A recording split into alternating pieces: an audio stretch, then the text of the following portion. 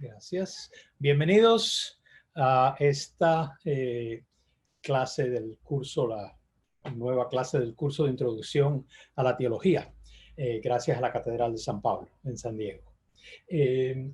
Hoy vamos a seguir, si se han dado cuenta, hemos ido históricamente el desarrollo de la teología, y hoy vamos a cubrir un siglo de suma importancia que va desde la mitad del siglo XV, que son los años 1400, hasta la mitad del siglo XVI, que son los años 1500.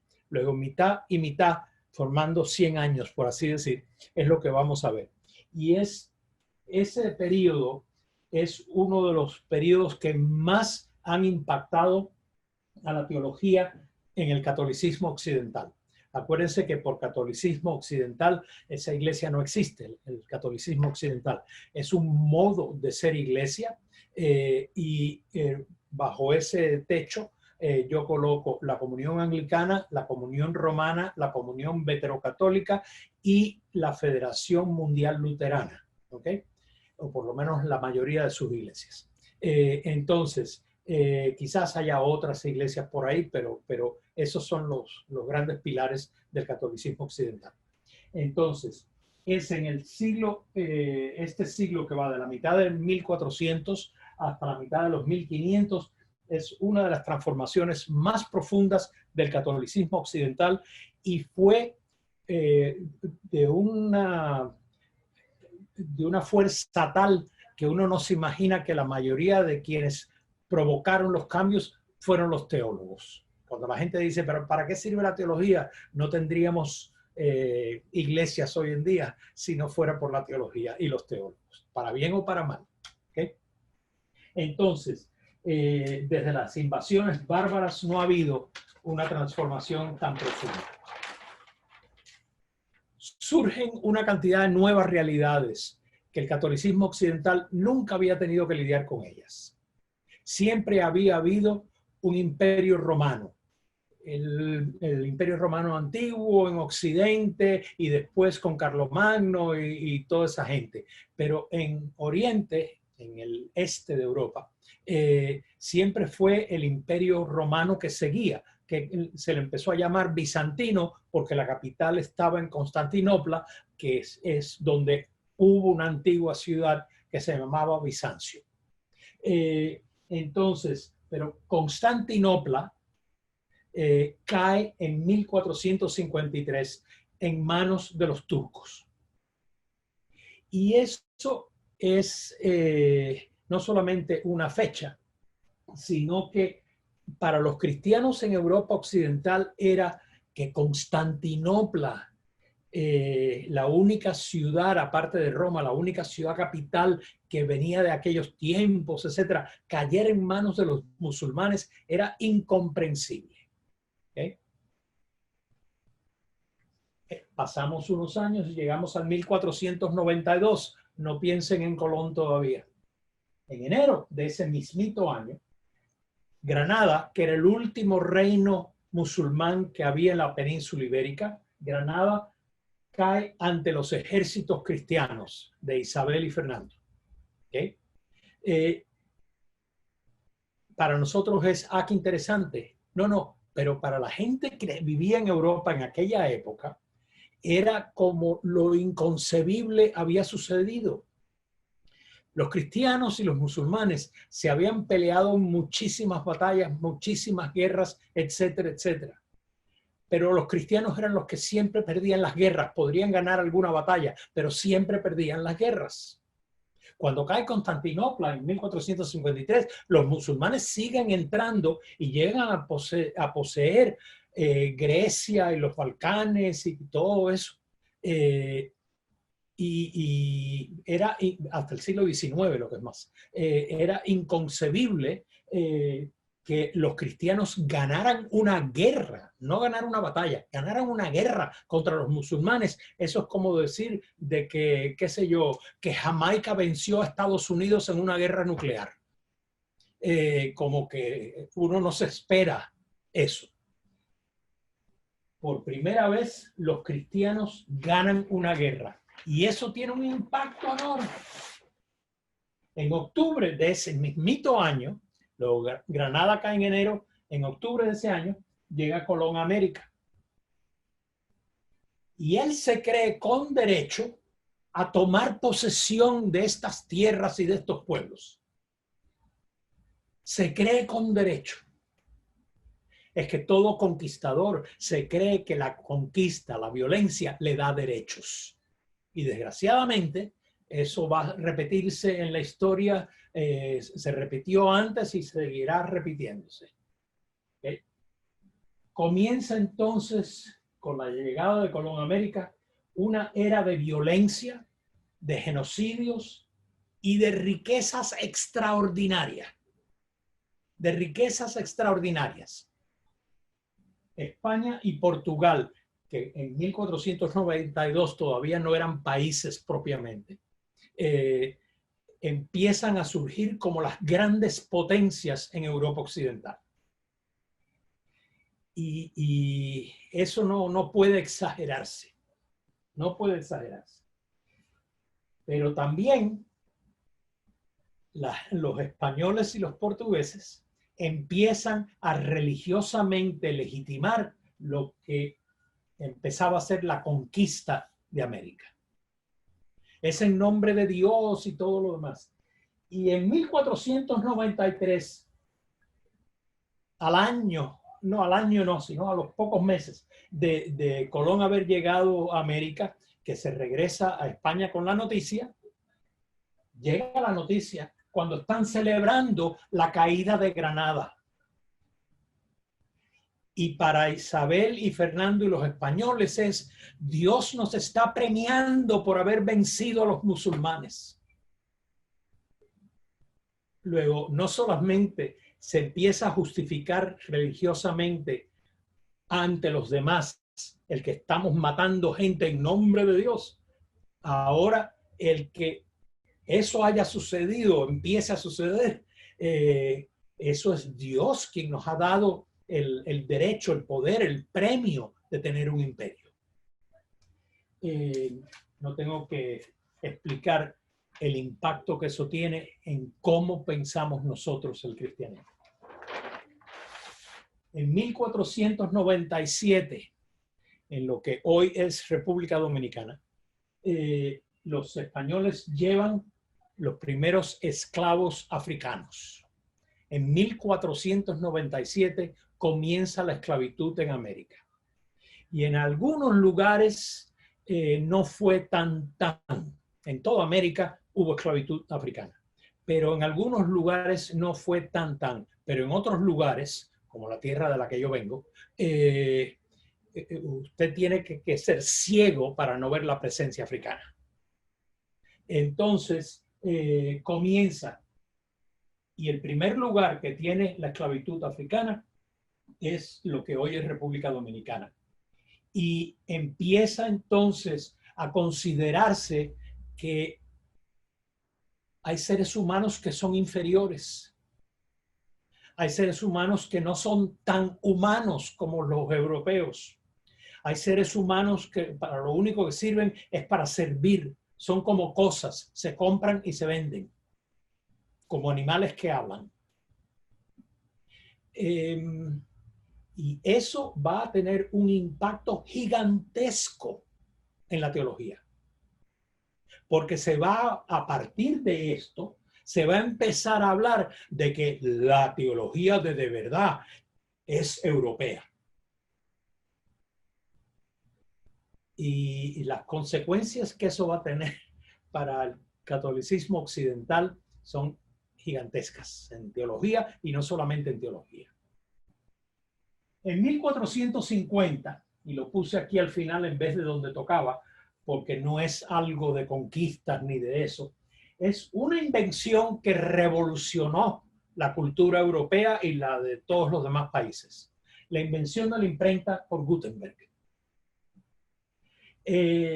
Luego, lo que antes era a mano, ¿se acuerdan cuando hablamos de la Biblia, cómo se compuso la Biblia y todo? A mano se copiaba.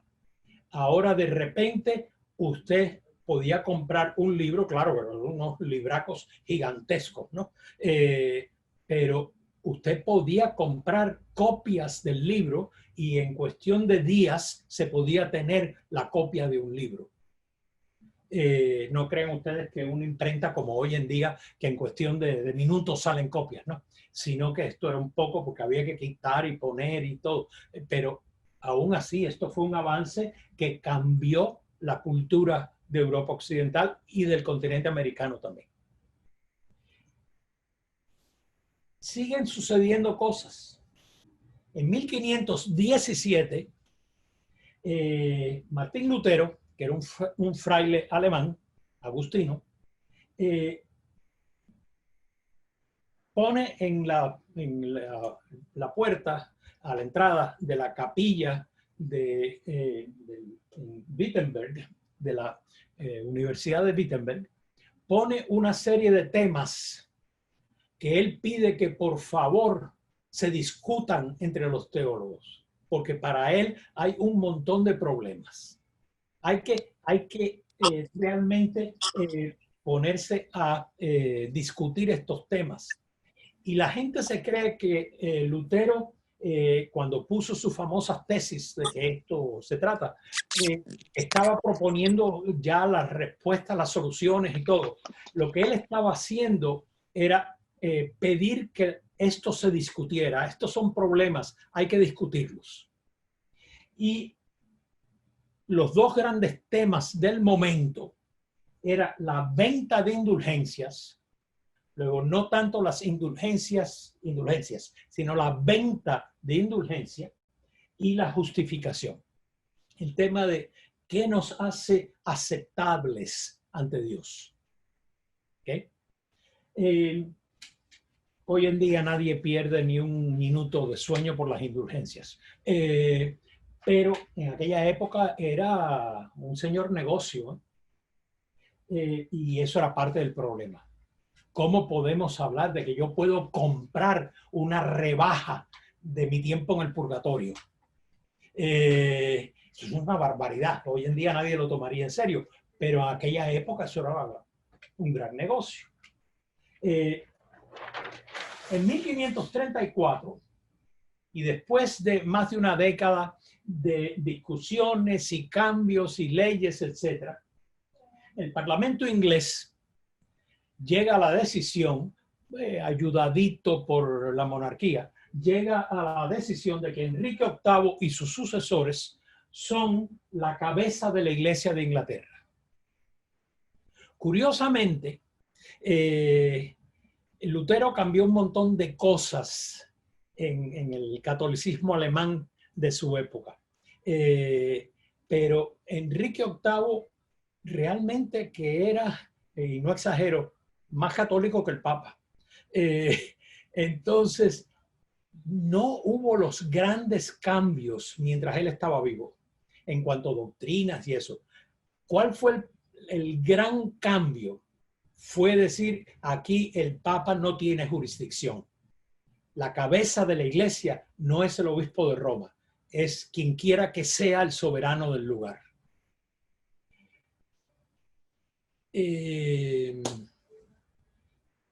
Curioso de que por razones teológicas se hace eso. Y si uno ve las cosas que dijo teológicamente Enrique VIII, que no era teólogo, pero que podía escribir alguna que otra cosa, hizo una gran defensa del catolicismo occidental en contra de Lutero. Entonces, es de lo más interesante de que lo que lleva a la reforma inglesa no es los problemas con indulgencias y justificación y todo lo demás, sino es problema de quién es realmente el que preside la iglesia. ¿Okay? Claro que eso trajo otra serie de cosas. Cuando muere Enrique VIII empieza un poco a colarse un tipo de protestantismo, pero no es el luterano, es el calvinista. Y entonces cuando llega Isabel, que es una de las hijas de Enrique VIII, entonces ahí empieza a desarrollarse el anglicanismo más o menos como ha llegado hasta el día de hoy, siendo la famosa vía media entre el catolicismo romano y el luteranismo, por así decir. Pero a veces la vía media como que se resbala para un lado o para el otro, dependiendo del lugar donde uno esté. Entonces, la reforma de la Iglesia de Inglaterra, el punto principal es negar que los papas tienen jurisdicción sobre la Iglesia en otros lugares que no sea Roma. En 1536, Juan Calvino, que era un francés, publica la primera edición de la Institución de la Religión Cristiana. Y eso provoca a su vez un movimiento teológico también. Y ese movimiento teológico, que es el calvinismo, es lo que hoy encontramos, por ejemplo, en las iglesias presbiterianas y en algunas otras iglesias reformadas que se llaman.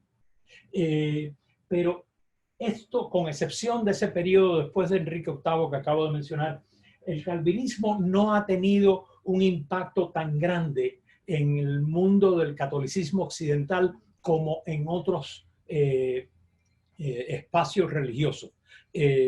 Entonces, el anglicanismo, el catolicismo romano, los veterocatólicos y hasta los mismos luteranos, no es que desconozcan a Calvino, pero la influencia de Calvino no ha sido tan como otras influencias. ¿Okay? En 1545 hasta 1563 se reúne el Concilio de Trento, en la ciudad de Trento, en Italia, que es lo que va a promover la reforma del catolicismo romano. ¿Okay? Luego, si ustedes se fijan,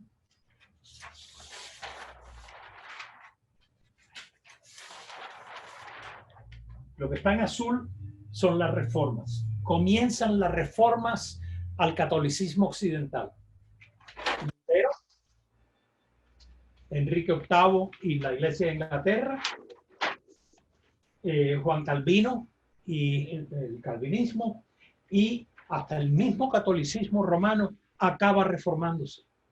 Es una teoría insostenible el que la reforma fue la luterana y que la reacción contra esa fue la contrarreforma, que era exclusivamente romana. No, hombre, no. Hubo un montón de reformas y otras que no he mencionado aquí. Y todo el mundo estaba en contra del otro.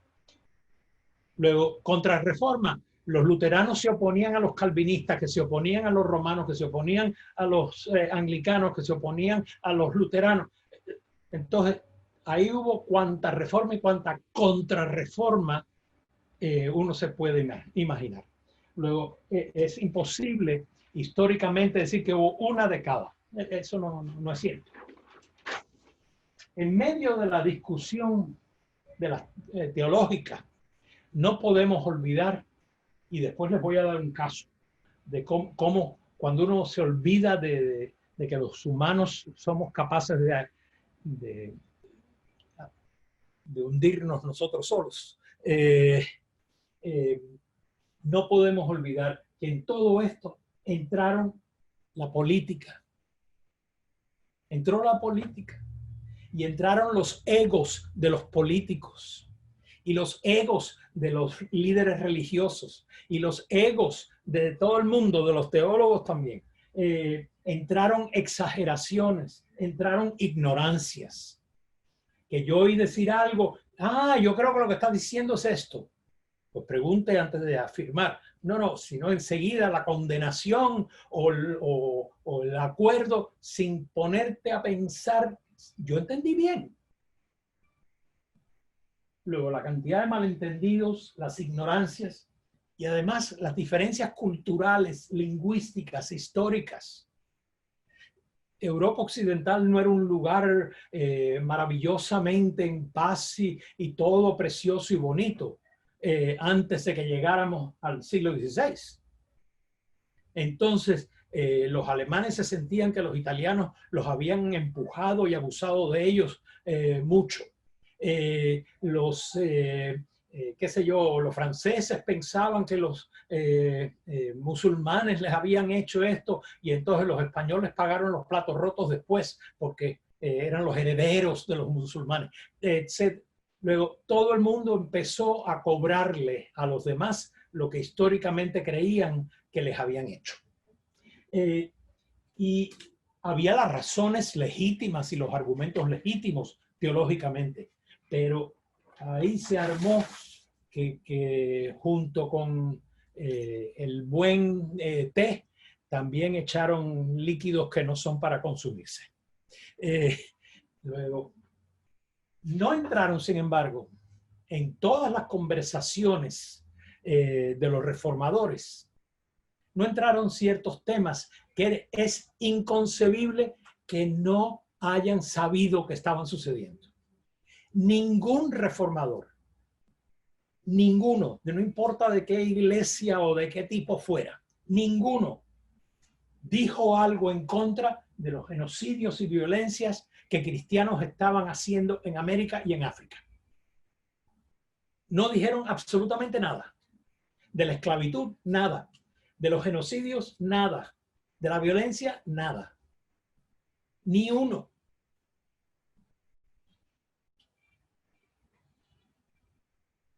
Llegó al punto de que después que comienza Lutero la reforma en Alemania, campesinos alemanes se sublevaron en contra de las injusticias y las violencias de los señores nobles.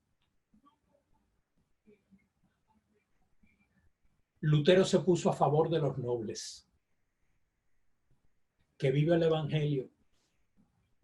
Luego, por eso les digo, estos son ejemplos de que ningún lado se libró de estar en esa mezcla de injusticias y de política y de egos y de envidias y de todo lo demás. Luego, cuando uno estudia las reformas y la teología de las teologías de la reforma, uno tiene que darse cuenta de que no es que no haya argumentos aquí que hay que considerar, sino de que los argumentos no caen del cielo ni de las nubes, sino que fueron desarrollados en medio de un hervor de envidias y de egos. Y por lo tanto uno tiene que decir, a ver, ¿qué es lo que quieren decir? Y no dejarse llevar porque se excomulgaron mutuamente. Eso de que se excomulgaron mutuamente, ahora vamos a ver, en un momento yo les pongo un ejemplo de cómo en 1999 lo que uno jamás se hubiera imaginado sucedió. Ahora les cuento.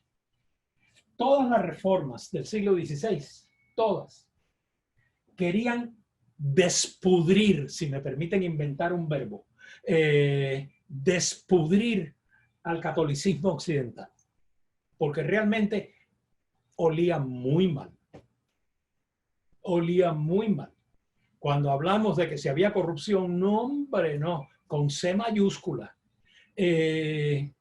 Los papas supuestamente tenían que ser célibes. Alejandro VI tenía hijos y todo el mundo sabía. Y él los hizo nobles y todo lo demás. La corrupción era una vergüenza. No es que todos los obispos y todos los papas y todos los sacerdotes fueran corruptos, pero eran mucho más que las excepciones. Los no corruptos eran las excepciones. Luego sí había una pudrición que cuando llega el Concilio de Trento, lo que primero hace es agarrar una escoba y órale, a barrer toda la porquería para afuera. Luego,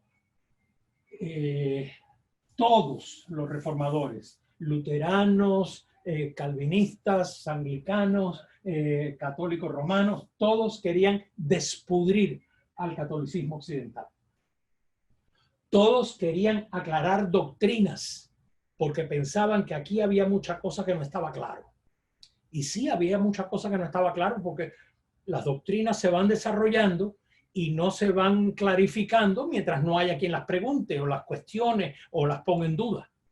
Los concilios de la antigüedad todos eran porque alguien había puesto en duda lo que todo el mundo consideraba.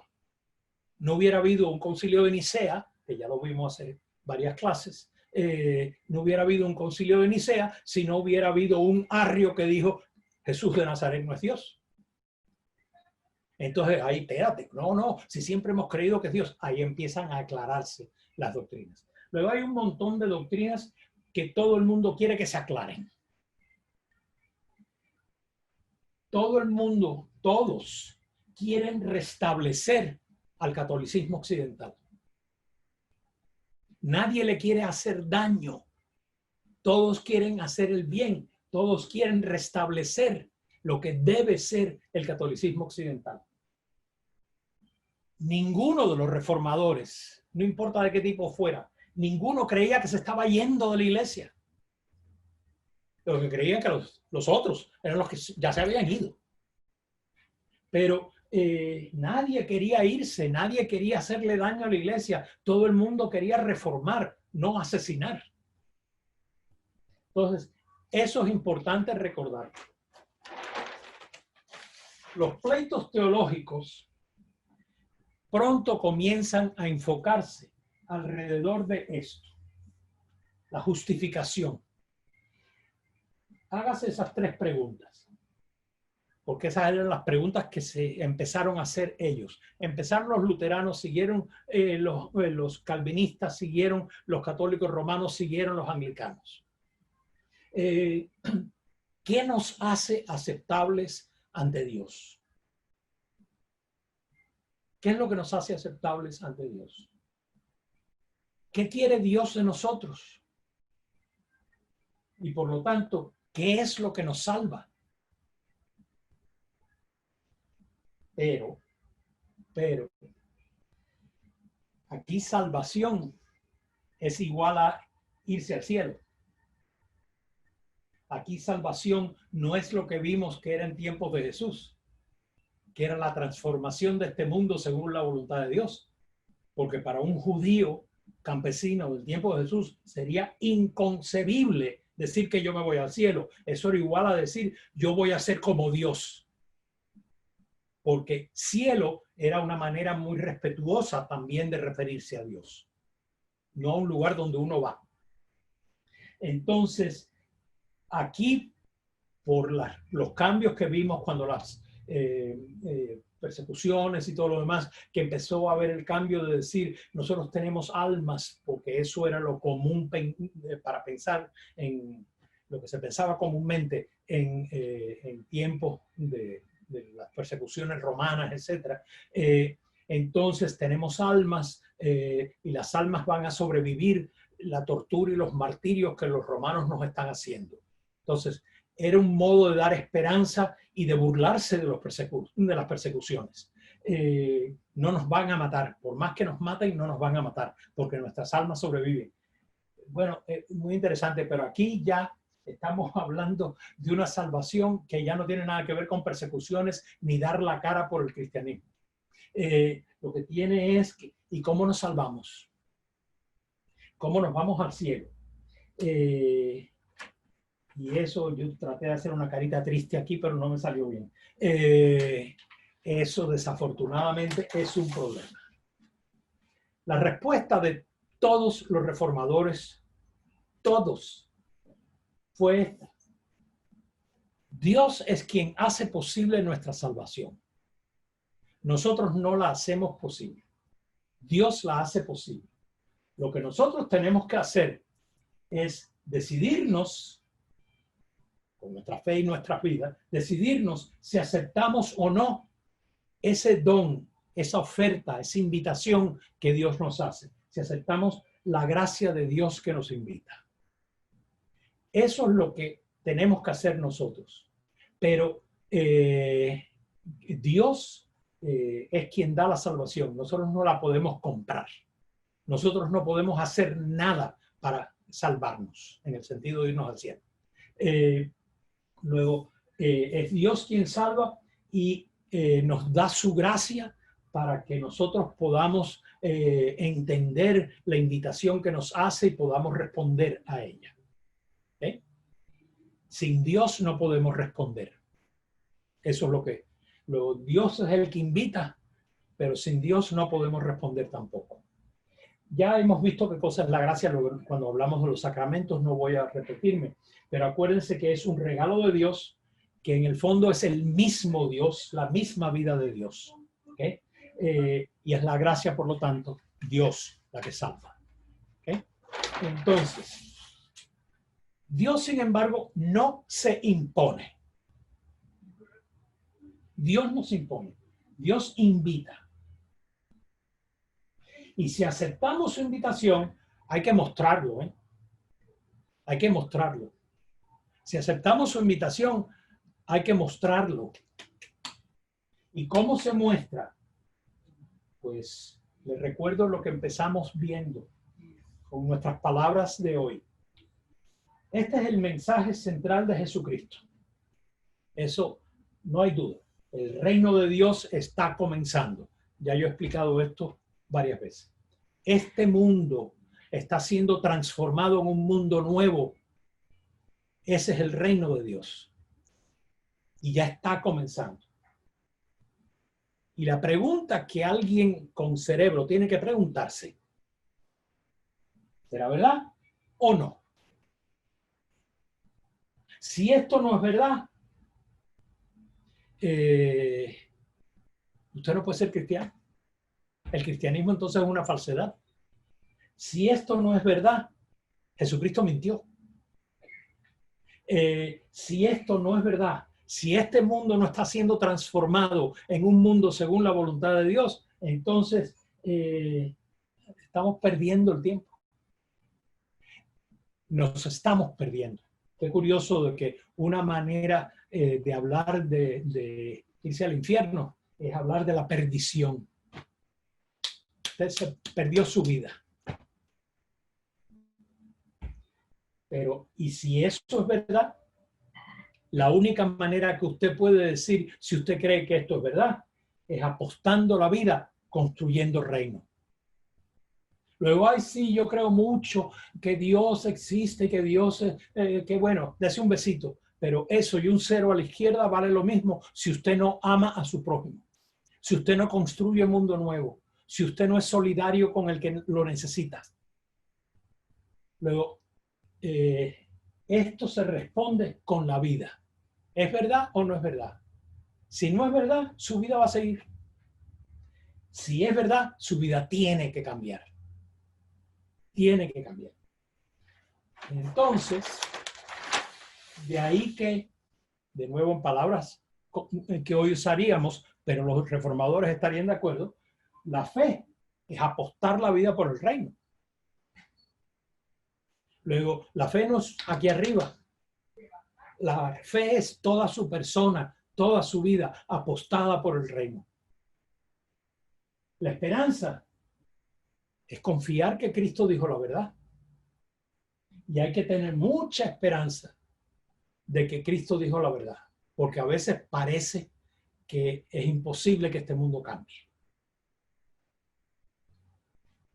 Y el amor solidario, que en mala traducción dirían la caridad, el amor solidario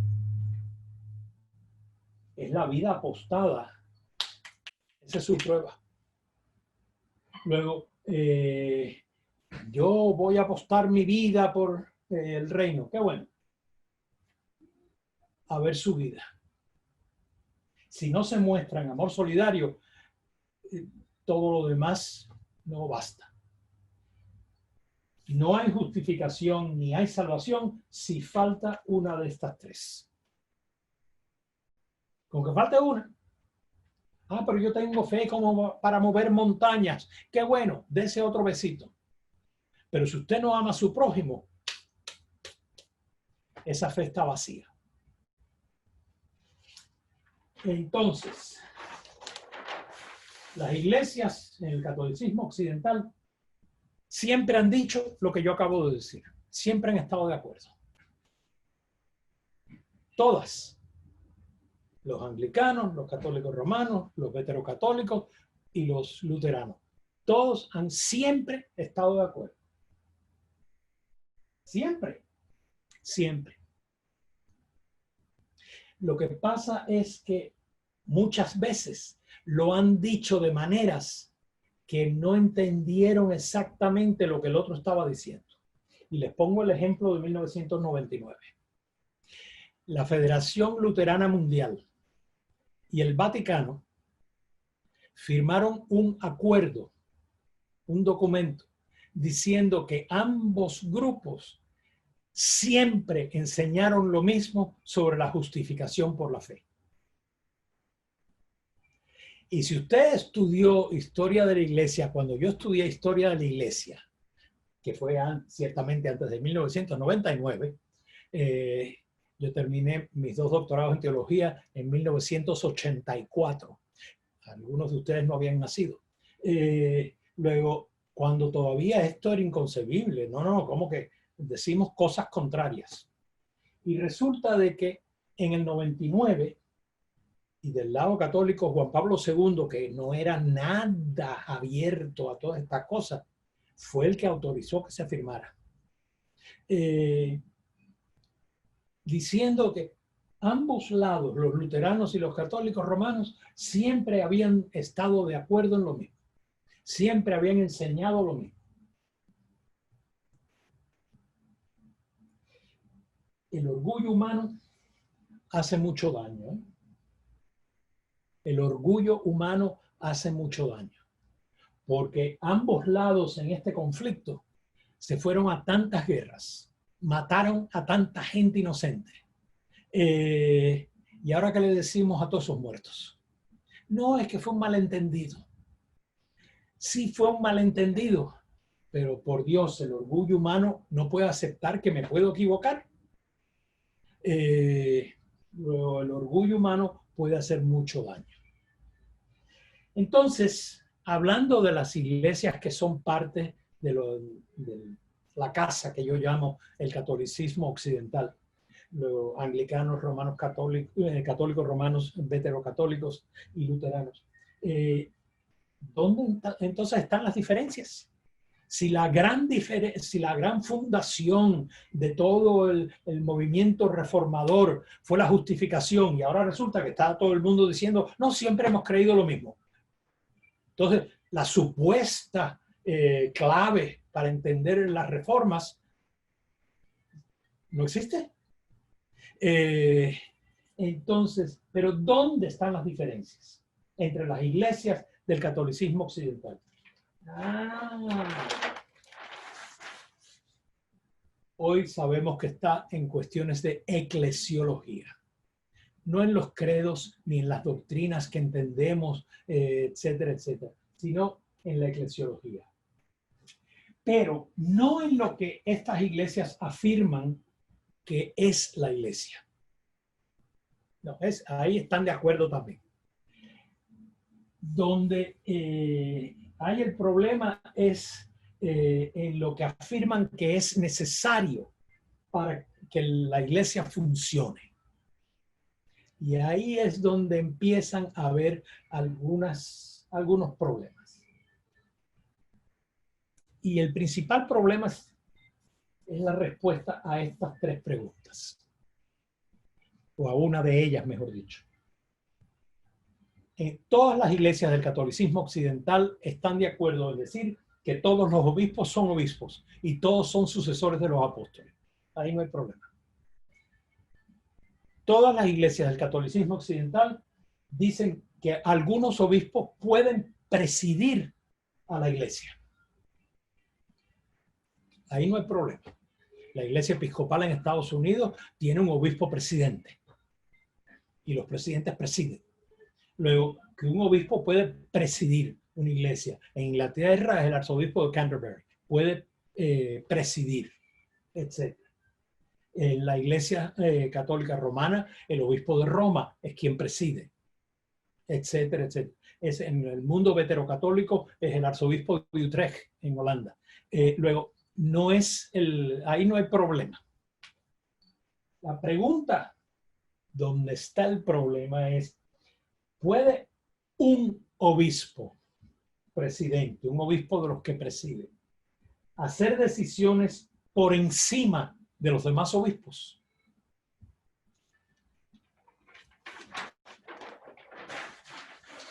La respuesta a las preguntas A y B todas las iglesias responden que sí. Pero en esta última pregunta, una sola iglesia responde que sí, que es la iglesia romana, la iglesia católica romana.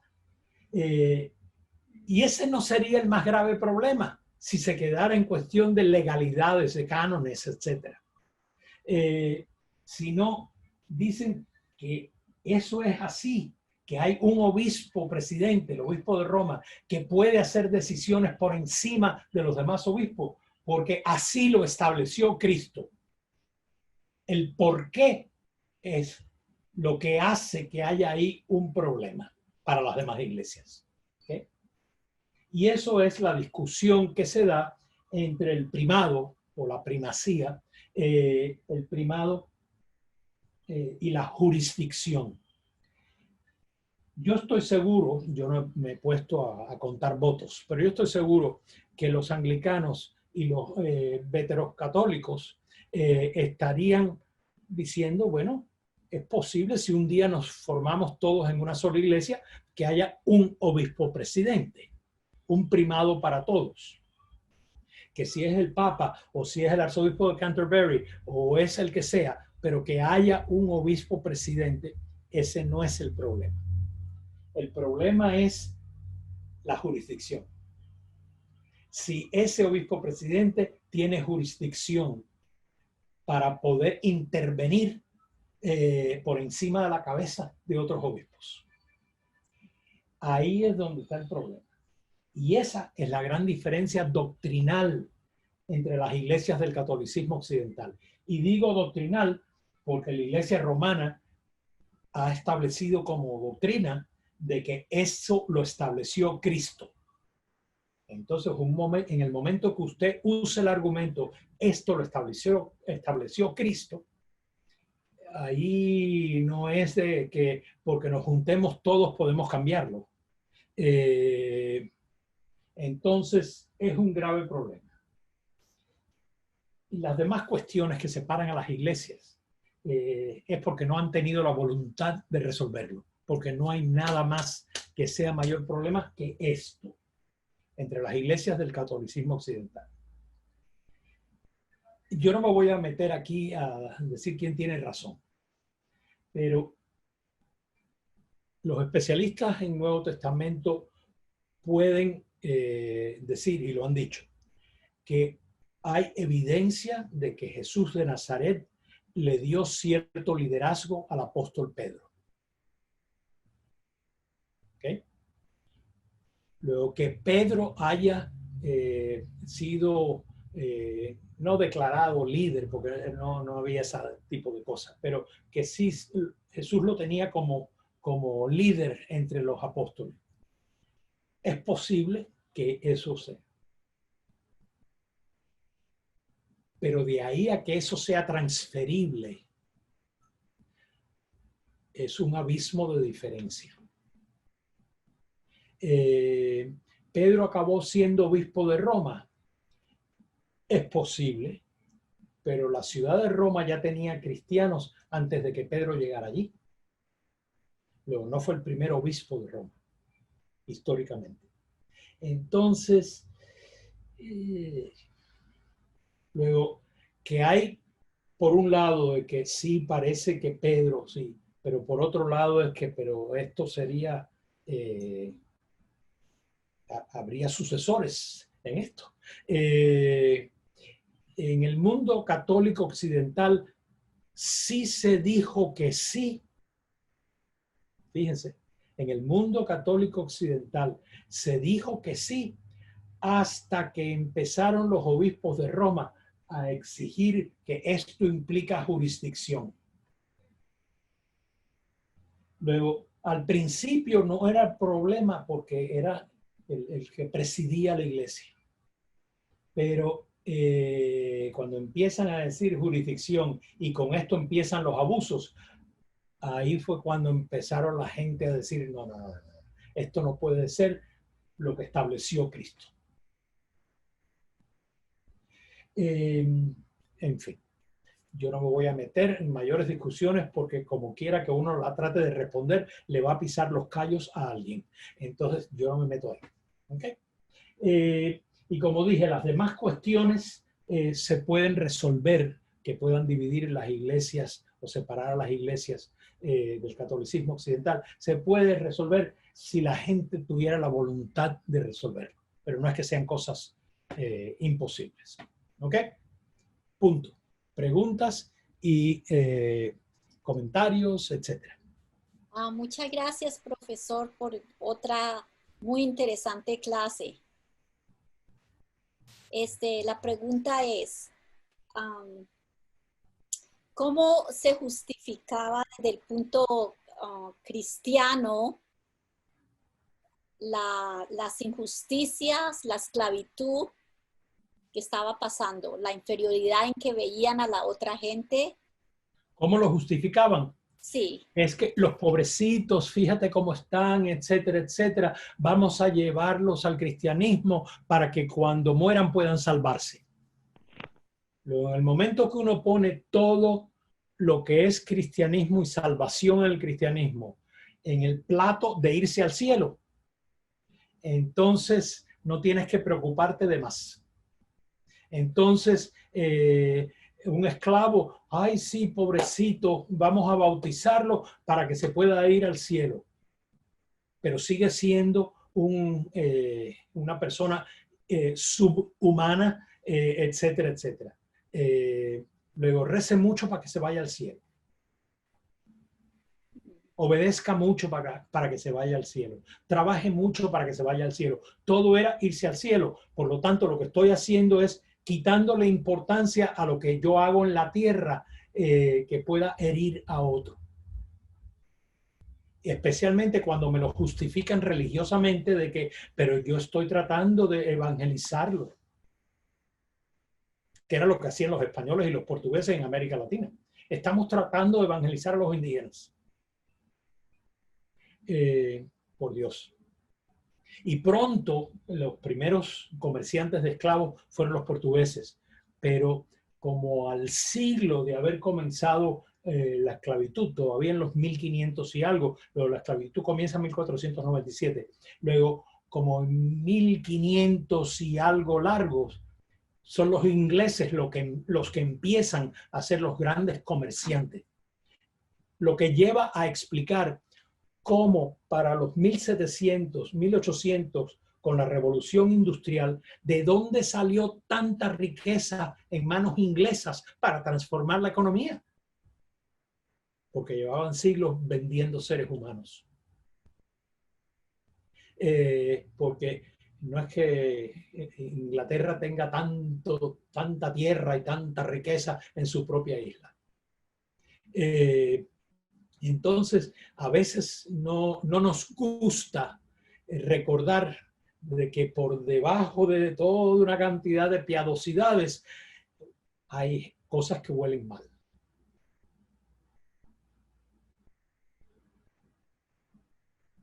Muchas gracias. Sí, gracias. Y otra pregunta. Si Pedro es el modelo para todos los obispos,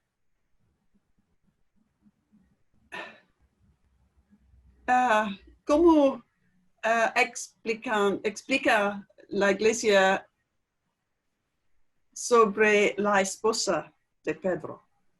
Porque sabemos que Pedro tenía una esposa. Sabemos que tenía una suegra y no podría haber tenido una suegra si no tenía una esposa. Una implicación. Entonces Pedro no es exactamente el modelo para los otros obispos. Lo que haya sido posiblemente líder entre los apóstoles no quiere decir que sea modelo de los apóstoles. A fin de cuentas, los evangelios lo ponen en su lugar a Pedro, recordando a todos, acuérdense que traicionó a Cristo. Entonces, ¿cómo decir? Los evangelios, aunque dicen que Pedro fuera el líder, pero también lo ponen en la tierra y no te me vayas a las nubes. Tú también tienes de qué arrepentirte. Entonces, el que tuviera esposa no es ningún problema. La inmensa mayoría del clero diáconos, sacerdotes y obispos estuvieron casados hasta alrededor del año 1000.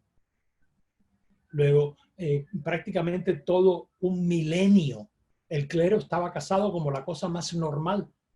Así que el que Pedro tuviera suegra, lo que llamaría la atención es que Jesús fuera soltero. En su época, entre campesinos galileos, lo que llamaría la atención era ¿y por qué este hombre no se ha casado? Pero el que Pedro tuviera esposa,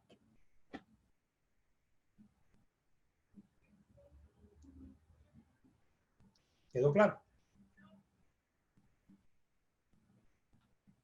¿Qué más?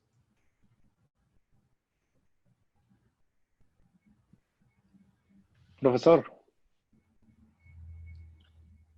Dime. Sí, una disculpa ahí, estoy batallando un poquito con el internet. Solo una pregunta. Pasa mucho en el catolicismo romano que la figura de Lutero como que hasta cierto espanto les genera a muchos creyentes. Pero ¿qué efectos positivos en concreto ha tenido la reforma protestante para el catolicismo romano?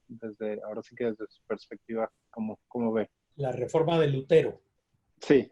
Okay. Que realmente históricamente es la única que se puede llamar protestante porque fue una protesta, etcétera, etcétera. Bueno, mira, Lutero, como dije yo, no era un santo. Apoyó a los nobles en contra de los campesinos. Luego, eso es un acto de injusticia gritante.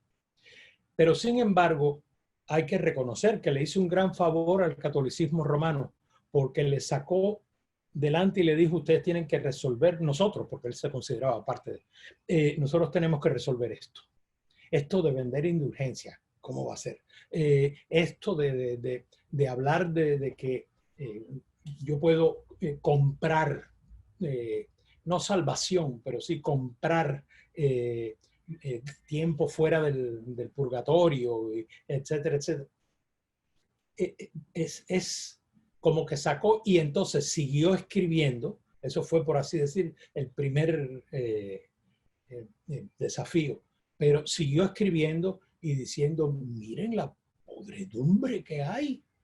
No justifiquen la podredumbre, etcétera. El Concilio de Trento no habría sucedido si no fuera porque Lutero y en menor medida Calvino le hicieron a la Iglesia Católica Romana.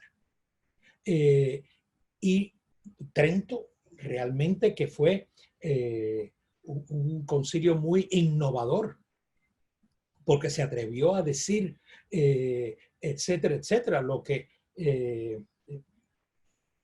todavía a los católicos conservadores les cuesta admitir que Trento no fue un concilio conservador, fue un concilio realmente, yo diría que hasta revolucionario en muchas cosas.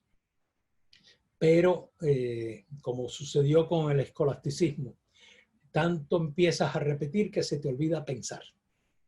Y lo mismo sucedió con Trento. Parte de la cosa que Trento encontró como algo que iba a ayudar a limpiar la iglesia, era poner el poder, canónicamente hablando, ponerlo en manos de los papas. Y sí, los primeros papas después de Trento fueron gente que trató y trató y trató.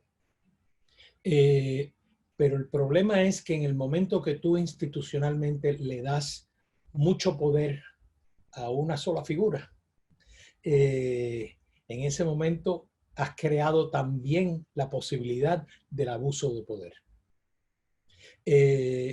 Y al confiar tanto en el clero, porque están bautizados deben ser, porque están ordenados deben ser una maravilla, desafortunadamente no.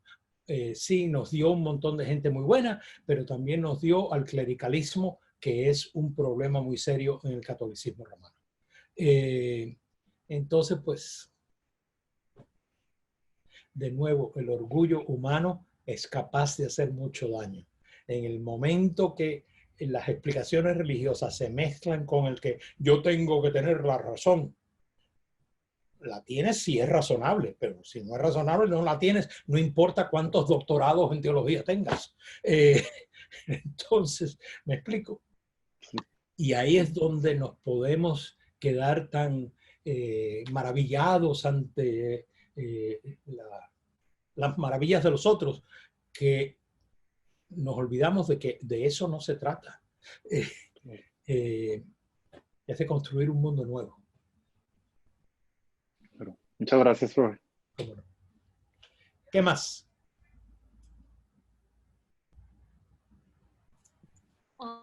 ¿Otra pregunta? Sí. Ok. Volviendo a la esclavitud, cuando llegaron los esclavos a la República Dominicana, ¿cómo fue el cambio que se dio, lo equivalente que estaba pasando en Norteamérica? ¿Y cómo estaba el catolicismo incluido ahí? En Norteamérica. Sí. No, en Norteamérica no había catolicismo. Esto es 1497. Luego, nada más que había catolicismo en las Antillas, en el Caribe. Y eso, estamos hablando de las islas más grandes del Caribe.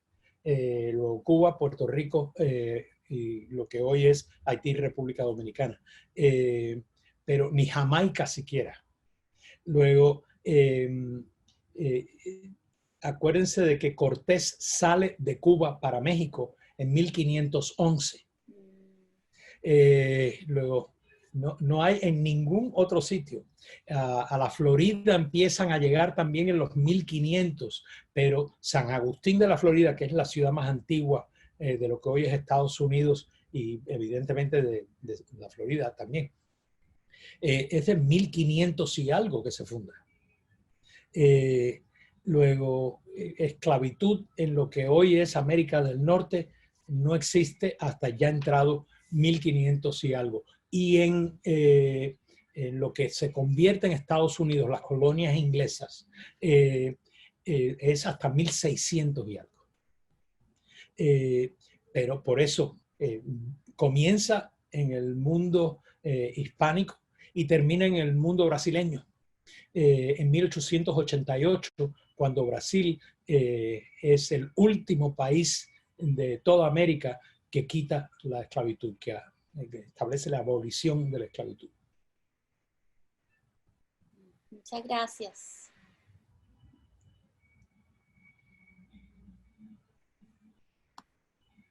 Y yo creo que ya, porque lo que queda es un minuto. Así que muchísimas gracias y nos vemos el miércoles que viene. Bye. Perfecto. Muchas gracias, profe. Adiós. Muchas gracias. Cuídense. Chao. Que esté muy bien. Chao.